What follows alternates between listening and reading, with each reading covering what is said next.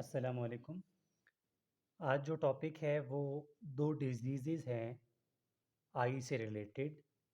Number one है इसको बोलते हैं सिम्ब्लेफेरॉन। दूसरा है अनकाइलोबिलिफेरॉन। अब ये दोनों जो डिजीज़ेज़ हैं इनको समझना बहुत ज़रूरी है और बहुत आसान भी है और बहुत ट्रिकी टाइप हैं, स्टूडेंट भूल जाते हैं। अब जो है क्या क्या होता है, सबसे पहले मैं बात करूँगा सिम्ब्लेफेरॉन की। सिम्प्लिफ्रॉन को समझने के लिए सबसे पहले आपको कंजक्टाइवा के टाइप्स आने चाहिए।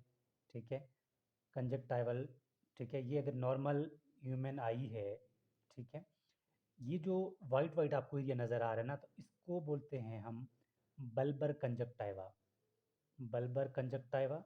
और ये जो नीचे करेंगे ना, इसको इसको थोड़ा मैं खींच के अगर नीचे करूँगा तो ये कुछ इस तरह का आएगा। ठीक है, जो ये रेडिश टाइप एरिया होगा ना, इसको बोलते हैं पालपेब्रल कंजक्टाइवा। पालपेब्रल कंजक्टाइवा। ठीक है, और ये दोनों जहाँ मिल रहे हैं ना, बल्बर कंजक्टाइवा और पालपेब्रल कंजक्टाइवा, उसको बोलते हैं फॉरनेक्स ऑफ कंजक्टाइवा। खैर, फॉरनेक्स की बात नहीं है, जस्ट यहाँ पर दो याद करने हैं, बल्बर कंजक्टाइवा और पालपेब्रल कंजक्टाइवा। तो इसकी डेफिनेशन क्या होगी सिम्प्लिफेरॉन की, कि it is a pathological condition, pathological condition in which,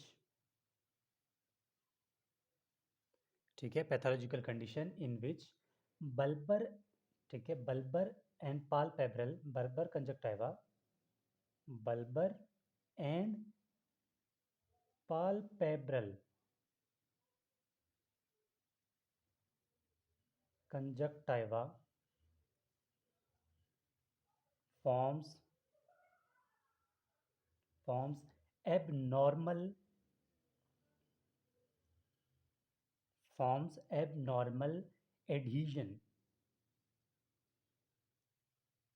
abnormal adhesion to one another या each other। ठीक है, अब समझ आ गया होगा आपको कि मैं कह रहा हूँ कि बल्बर कंजक्टाइवा और पालपेब्रल कंजक्टाइवा, ये दोनों आपस में कोई ऐसी सख्त एडहीजन, यानी कि आपस में मिल जाते हैं। ठीक है, अगर ये हो गया हमारे पास बल्बर कंजक्टाइवा, अगर इसको थोड़ा नीचे खींचें हम लोग, ठीक है, जिस तरह हम लोग आँख चेक करते हैं नीचे, इसको अगर थोड़ा इस तरह नीचे कर प्रेस करके नीचे देखते हैं कि इसकी कोई एनीमिया में देखते हैं, जॉइंटिस में देखते हैं। ठीक है, ये एरिया जो है इसको बोलते हैं हम लोग, क्या बोलते हैं, पालपेब्रल कंजक्टाइवा। ये दोनों आपस में एक कनेक्शन बना देते हैं। ठीक है, आपस में कनेक्शन बना देते हैं। आप जब पेशेंट का ये आँख देखेंगे ना, जब पेशेंट की आई आई हम देखेंगे ना, तो ये दोनों चिपके हुए होंगे बहुत ज़्यादा। यानी पल्बर बाल पाल पे इसको बोलते हैं हम लोग बाल, सॉरी क्या नाम था, हाँ, बल्बर कंजक्टाइवा और पालपेब्रल कंजक्टाइवा, ये दोनों आपस में बिल्कुल जुड़े हुए हो जाएंगे, सख्त होंगे। ठीक है, तो इसको हम लोग नाम देते हैं, ठीक है, सिम्प्लिफेरॉन का। तो इसके काजेज़ भी होंगे कि किस वजह से हो रहा है ये। ठीक है, इसके जो काजेज़ हैं, सबसे पहला, इसके जो काजेज़ हैं, सबसे पहला काज आ रहा है बर्न। ठीक है, किसी भी बर्न की वजह से हो सकता है, कि कोई भी अल्सर की वजह से हो सकता है, या फिर कोई भी ट्रॉमा हो सकता है। ठीक है, ये मेन तीन जो है ना वो काजेज़ हो सकते हैं। अब इसके बाद दूसरी जो चीज़ आ रही है, इसको बोलते हैं एनकैलोबिलिफेरॉन। अब ये भी बहुत सिंपल है। इसमें क्या होगा, इसमें होगा कि इसकी डेफिनेशन में आती है कि इट इज़ पार्शल और complete, partial or complete fusion of eyelid। ठीक है, यानी कि आईलिड जो हमारे पास होता है ना, इसकी पार्शल या फिर कंप्लीटली क्या होती है, फ्यूजन होती है दोनों की। मतलब ये इस तरह है ना, ये हमारे पास आई है ऊपर और नीचे।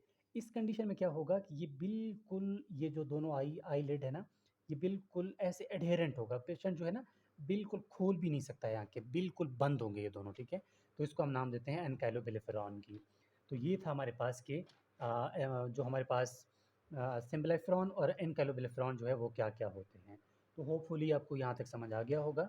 कोई कन्फ्यूजन हो तो आप लोग इस व्हाट्सएप के थ्रू मुझसे कांटेक्ट कर सकते हैं। तो यहाँ तक जो है हमारे दो टॉपिक्स कंप्लीट हो जाते हैं। इससे पहले जो भी जिस सब्जेक्ट का भी वीडियो आ रहा है उसके मुताबिक उसकी प्लेलिस्ट में चेक किया करें, आपको सारी डिटेल्स जो है वो मिल जाया करेगी।